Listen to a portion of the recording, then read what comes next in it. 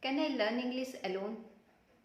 This is a frequently asked question and common problem nowadays. Because we all want to be a fluent speaker in English, and for this we need an appropriate partner with whom we can practice. But we don't get an appropriate partner all the time because we live in a non-English speaking country. But don't worry, I have the solution of it. I know someone who is at your home and who is always ready to help you. Do you know who is that person? That person is you yourself. Yes, you yourself. You yourself can help from all the angles you want. So how do you help yourself?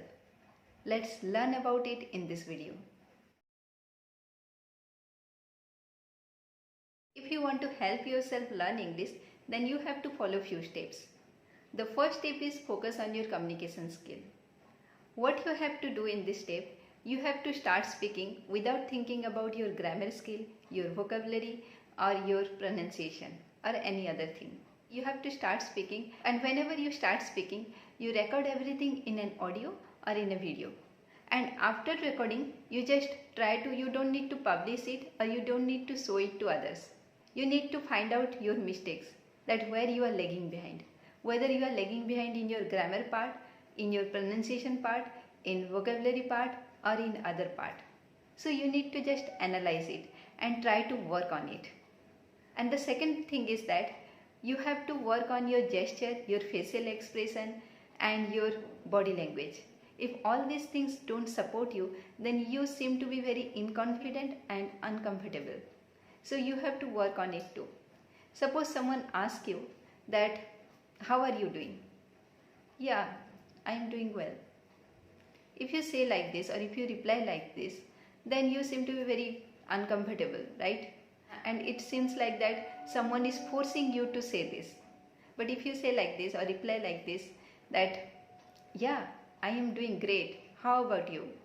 So if you reply like this, then people get impressed by you. So we have to work on all these things. So we have to take care of our facial expression too. So it is not only true in English, it is applicable in each and every language. Then the second step is that think in English. What should you do to think in English? I have already made a video on it. If you have not watched it yet, then I will give the link of this video in the description box. You will watch it later. However, I am going to explain it in brief. So first step that you have to do is think in words. Yes, you have to think in words and try to use it in your conversation. Then you have to think in simple sentences.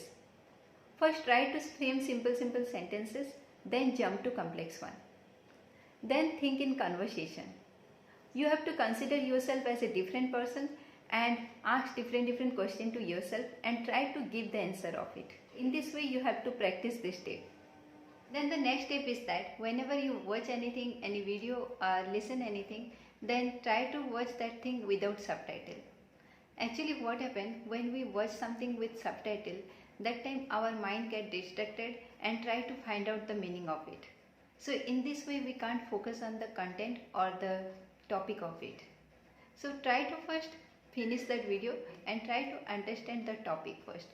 And then after watching that video, try to explain all these things to yourself. Sometimes we need to disable the subtitle. But I'm not saying that you should do it every time. But sometimes you can do this.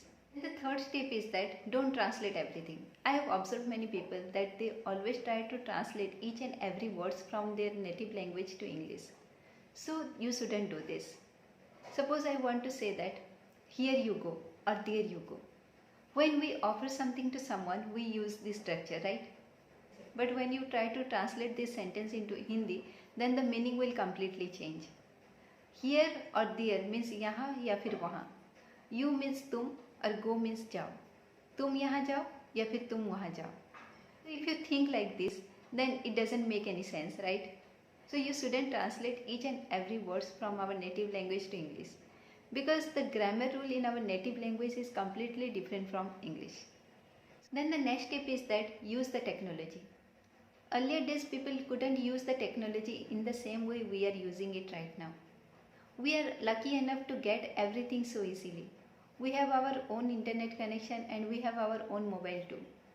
So if you want to talk to the customer care or any helpline center, or if you want to order something through online, then try to do everything in English.